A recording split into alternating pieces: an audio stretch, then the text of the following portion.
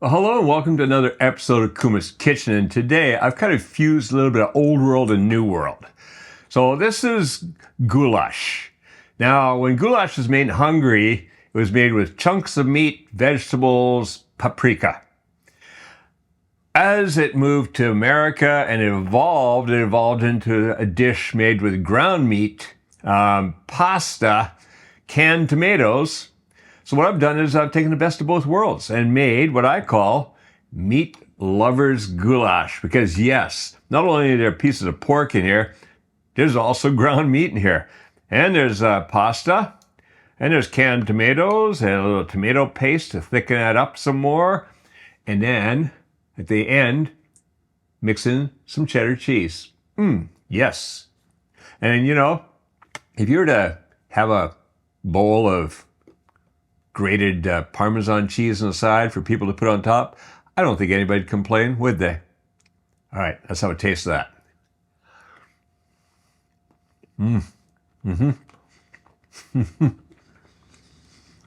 Well, that's meat lovers. And that is a good, hearty winter dish. So definitely make that this winter. Now, let's go in the kitchen and make this right now.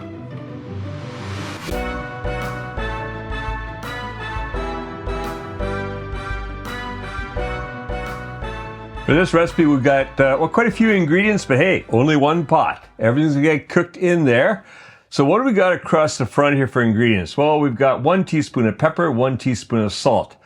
I've got here 3 cloves of garlic minced, a 1/4 cup of tomato paste, a 1/4 cup of olive oil, a 1/4 cup of paprika. Then the onion, that's 1 onion chopped up.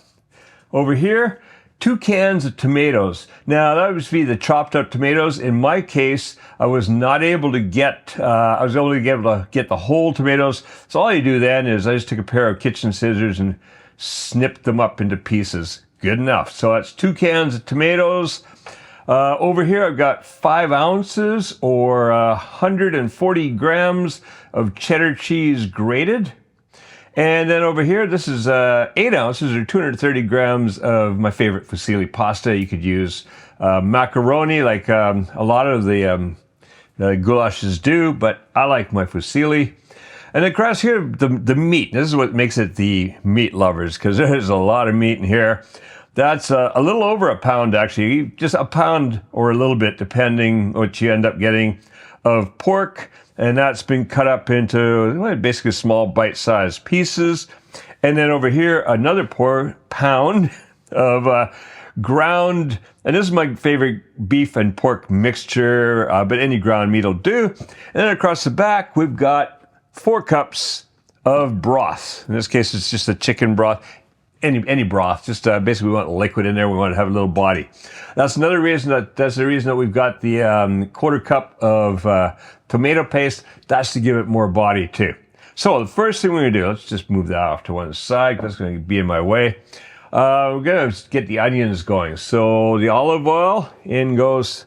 And notice I'm using my big pot. This is gonna make a huge amount of food, and this is gonna last us 2 nights, 2 dinners at least. So there'll be a lot of ingredients there, but it's gonna be a lot of food. All right, so that's the olive oil in there. I'm gonna bring that up on medium heat. And about there.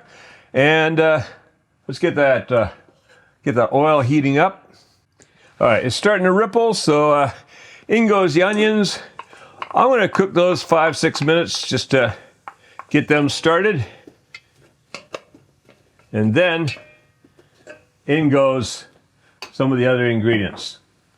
All right, see you back here in 5-6 minutes. Just give them a little stir every once in a while.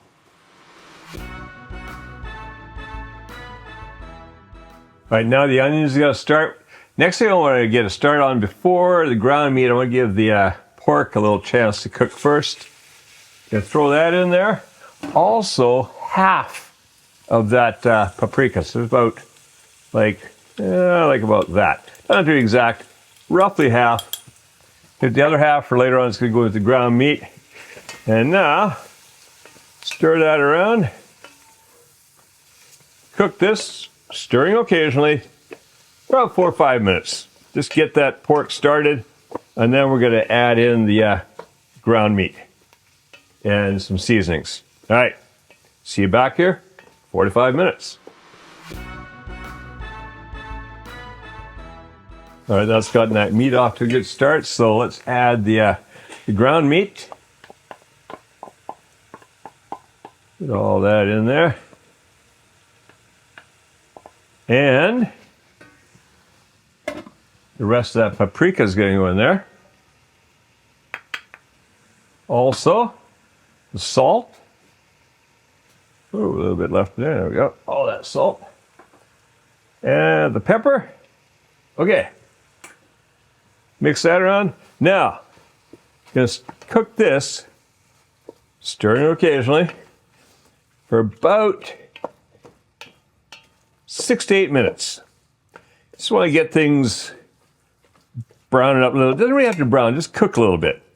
Going to be cooking a long time, simmering and all, so 6 to 8 minutes. I'm going to probably go closer to the 8 minutes, but around about there is good. Let's say 7 to 8 minutes, just to be on the safe side.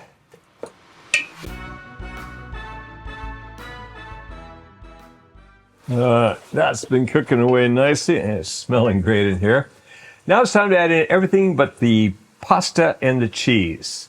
So first thing I want to do is I want to kind of work that tomato paste in, because it's pretty heavy, pretty thick. You got to break it up a bit. So I'm going to get that in there, and then just dissolve it down into the little bit of liquid there is here. There's not much, because basically we've just been cooking in a little bit of olive oil, but there's just enough to break up that tomato paste. Okay, yeah, that's looking good. Look at that. It's really adding some deep color to it. All right, in goes the tomatoes. Yeah, let's see if we can get all that goodness out of there.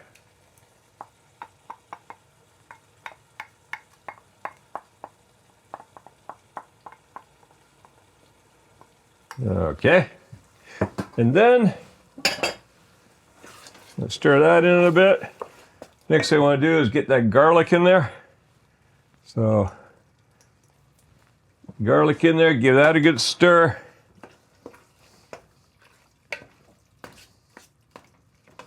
And then once we get that all distributed throughout, it's time to add the broth.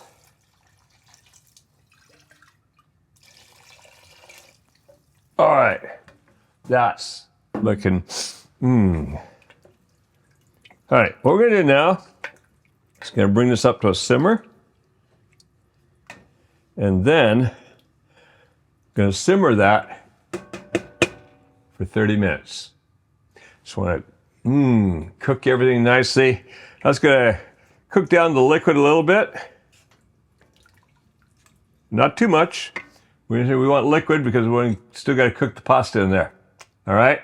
Okay, so 30 minutes, just simmering away, and then we're going to add in the pasta. All right, see you then. All right, that's been bubbling away for about half an hour. I've been just occasional, give it a little stir around. Looking good, smelling good.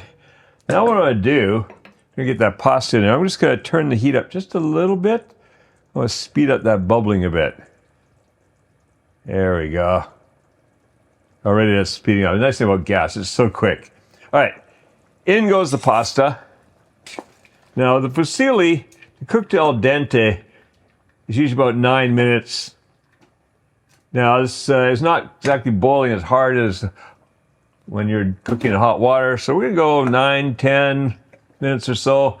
Just check and see when the pasta is al dente. And then we're ready to go. All right, so see you back here shortly. All right, that's been cooking away. Giving it a stir every once in a while because don't want it to burn on the bottom. Although with this pot, things don't burn very much. Burning well isn't a good idea.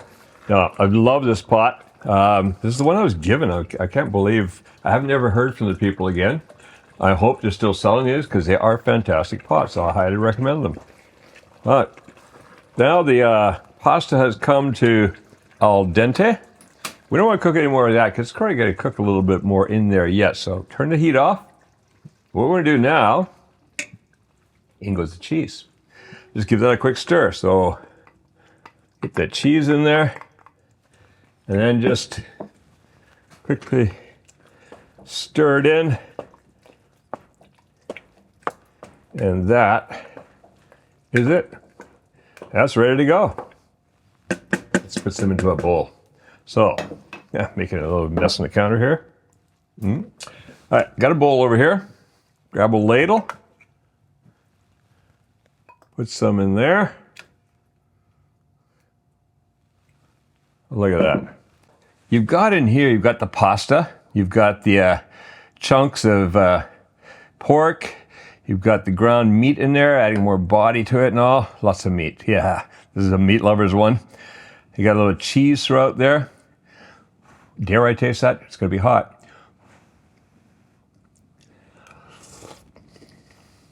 All